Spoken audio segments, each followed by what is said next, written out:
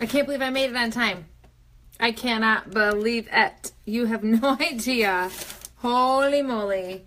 How hard I've been working on my program. Well, I've been sharing it with you guys. Like, it's just been crazy. And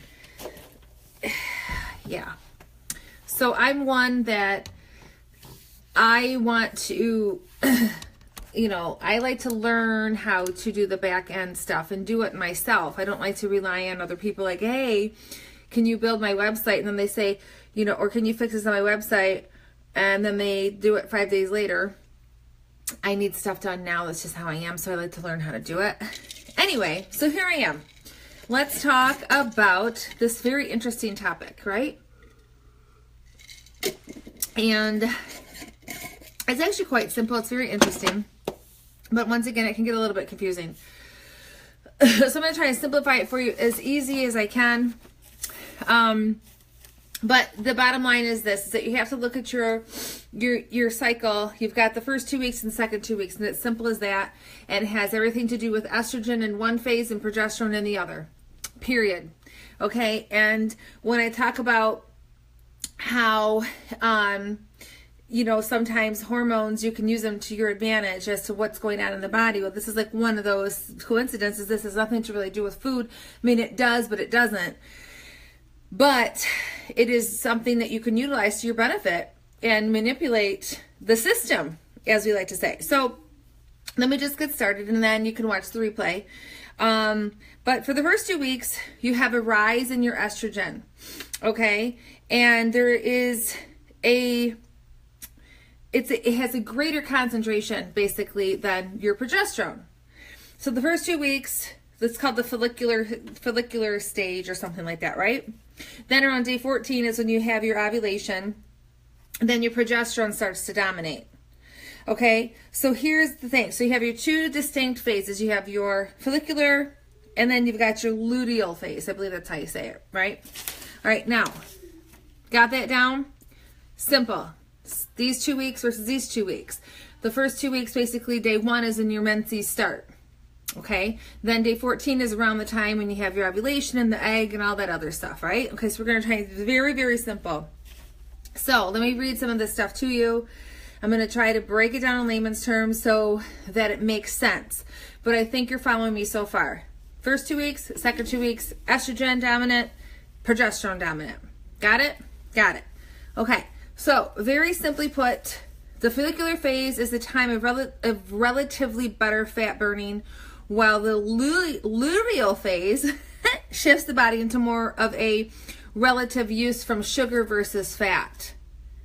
Got it? Okay, so estrogen, which is, okay, opposes the action of insulin on the major fat-storing enzyme LPL. This is where it gets a little scientific, right? Essentially, making the body less prone to fat storage and more prone to fat release. Get it? First 2 weeks, estrogen. Period, end of story. It is more prone to fat release. Okay, got it? And estrogen is also anti-cortisol, as in progesterone. Okay, so we don't want to get too confusing this, all right? So let me repeat that. First 2 weeks, estrogen is dominant, right? And estrogen is also, during that time, less prone to fat storage and more prone to fat release. All right, follow me? So this means that this is actually kind of a cool thing. That we are able to better tolerate a little bit more starch in our diet during that time and burn greater proportions of fat during exercise with less consequences of the stress hormone productions. Okay, so basically you can eat a little bit more starch, you can work out a little bit harder. This is a great time to focus on eat more and exercise more. So do you see what I'm saying? You can eat more starch and not be affected. It's going to benefit you a little bit. And you can exercise more without having the consequences of those stress hormones. Okay, I hope this is making sense. I'm sure it is. It's pretty simple, but it's very interesting. Like, who knew? Okay. So, let me just read this next thing that I have here. The body may be able to better handle the stresses of more frequent, more intense exercise, like metabolic conditioning or longer exercise sessions. This includes like your steady state, your longer duration, or moderate intensity cardiovascular. Since women burn higher proportions of fat at all exercise intensities during this phase, which is super cool. So in my mind, I'm thinking, okay, well, during those first 2 weeks during my menses, then I can actually run, which I enjoy, but I know is not always the best for my body. But during that time, my body can handle it better because it's not going to be affected so much by being stressed, nor and it's going to get into the fat storages, okay?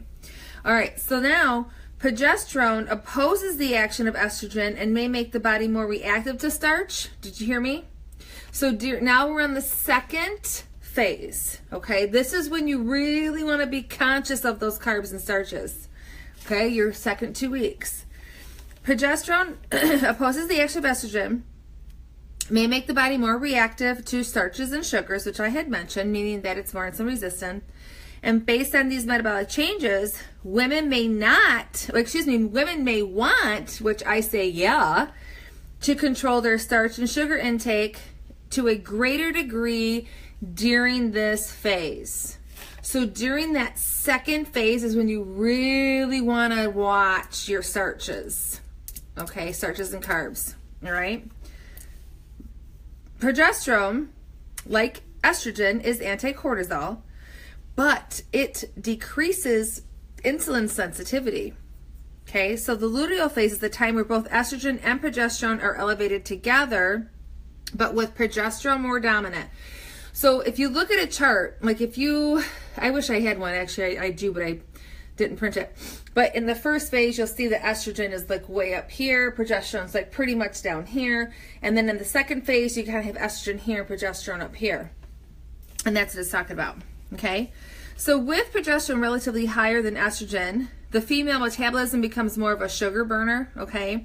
There's different burners, and let me just go off the track here for a second. You've heard of different body types, just kind of like the mesomorph, the ectomorph, blah, blah, blah. Well, in this, bye, Kimmy. This is more based off of like sugar burner, muscle burner, mixed burner, and that's what my program is based off of.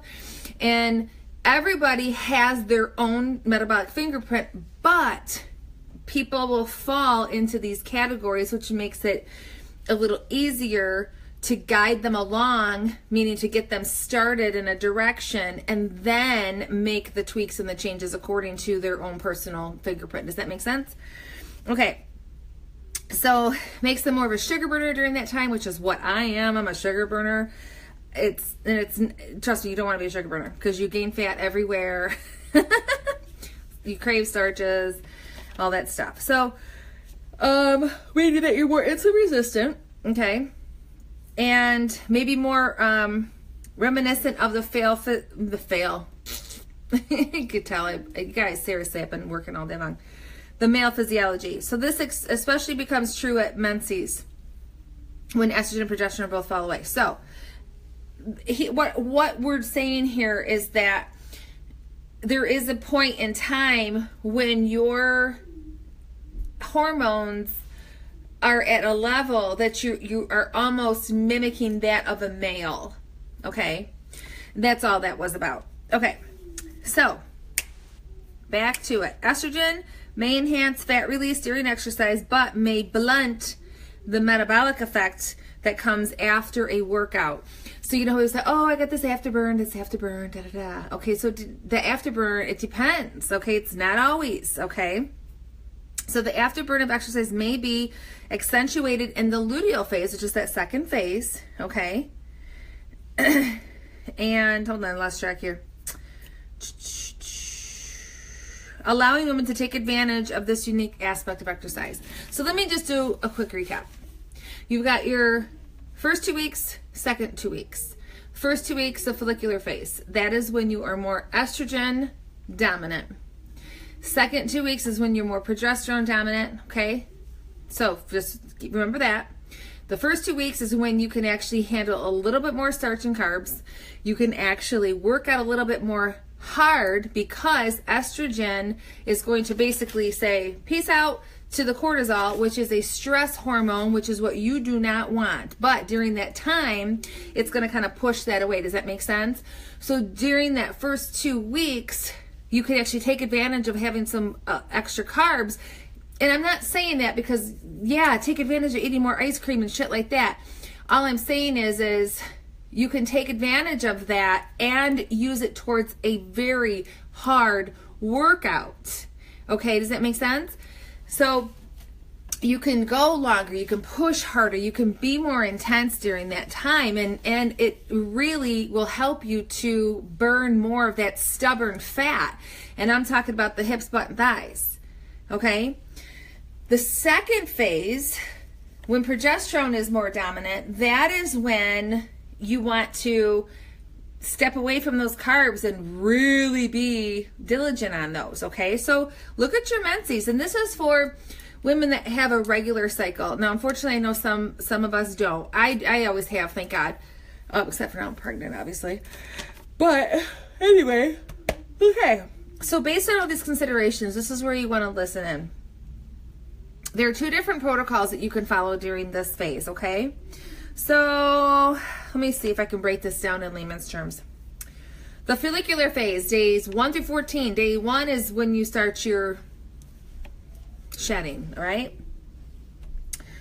You can do, let's see here, 40, 30, 30. Okay, I really am not somebody that likes to count numbers and macros and blah, blah, blah, but I'm just giving you this as an example so that you can understand that you could do like 40% carbs, 30% fat, 30% protein, and 3 times weekly full body traditional weight training or whatever. And then, you know, I have an example workout that you can do, but it is like more, it's harder, right? The luteal phase between 14 and 28, this is a 30, 40, 30. Okay, so you are 30 carbs, 40 protein, 30 fat. So do you see how there's that shift in that carbs there? And a little less on the intensity with the exercise, okay? So I hope that makes sense to you. The bottom line is, I mean, I know that there's a lot of people in this group that you're not gonna be like, yeah, man, I wanna count my macros, and I'm gonna, you know, do like heavy one day and light one day and chest on one day and back on another. I mean, I know that that's not this audience. I know that. I'm aware of that. I don't like that, you know, because I used to work out like that, and it gets really like, that's when you get really fucked up in the head. And the bottom line is you just want to be healthy. But, you know, you want to be able to take advantage of these types of things. And let me just break it down simple. First 2 weeks of your cycle, you can have a little bit more starch, work a little bit harder. And just know, hey, I'm able to get rid of more of this body fat, this stubborn body fat, hips, butt, thighs. And it has all to do with these alpha receptors. And I talked about alpha receptors a couple weeks ago. Alpha, they are hard to burn. They're just really stubborn versus the beta. Beta is more burn, and that's why guys have more of the beta, blah, blah, blah. Once again, we don't want to be in science class, right? I don't want to overwhelm you, and then you'll resist, because that's what will happen. So, simplify it. First 2 weeks, a little bit more carbs. You can work out harder. That's it. Second 2 weeks, reduce those carbs, okay? And be careful. You know, just that is when you really want to like be like A1 on your diet. You don't want to have any of those like crazy carb days. You know what I'm saying? And just, you know, take advantage of it. So you can always, you know, watch this replay, and I will try to make sense of this on some notes, but I think I broke it down pretty simply. Do me a favor, give me a 1 if it made sense to you. Give me a 2 if you're completely like, what? Confused? But I think that it's pretty simple. Pretty simple. All right, if anybody have any questions? I'm drinking Crystal Light. It's not good for you. Just an FYI. It was one of those days and I'm like, I need something other than my lemon water. I wanted something that was a little bit more, you know, I don't know. Pregnancy does some weird things, you know. Okay, so if there are no questions, I am going to sign off, take my shower, and go to bed, because I swear to you guys, I have been up since 5:30, started working at 6, literally sitting at my computer, and really haven't moved. Yeah, except to go to the bathroom and eat, and up until I am on here. So I'm really tired. I am spent. So you're halfway there. So Grace, just basically, just when you start your menses, just say, okay, I need to take advantage of this time and work out hard. When you hit day 14 of your cycle, ooh, I gotta watch my carbs. That's it. And then you repeat the same thing. That's it. It's all about the carbs. The bottom line is, you guys, carbs is it's never a good thing. So, but anyway, so I put together a page that explains my program a little bit more in depth. And if you would like to jump on and take a look, you can go ahead and take a look at that. If you have any questions, let me know. If you have filled out the questionnaire, to be an applicant for the beta test, I will be getting in touch with you to get your time scheduled. I know most of you I've talked to. Some of you I have not. I'm going to get those times scheduled, and then we'll go from there. So everybody has their own unique situation, Grace, and that's an easy one. So as you can see, I'm like yawny. But anyway, so I'll get your stuff scheduled, and then we'll go from there. So I'm looking to launch on the 26th. It's going to be awesome, but obviously I will continue to, provide great information in this group. Doesn't mean that, oh, I'm launching, then she's not going to talk to us anymore. No, that's not the case. It's just, I'm going to be working with people individually and, helping them along. So have a wonderful night. I need to go to bed. I'm so tired, and I will talk to you guys soon. Thanks for tuning in. Bye.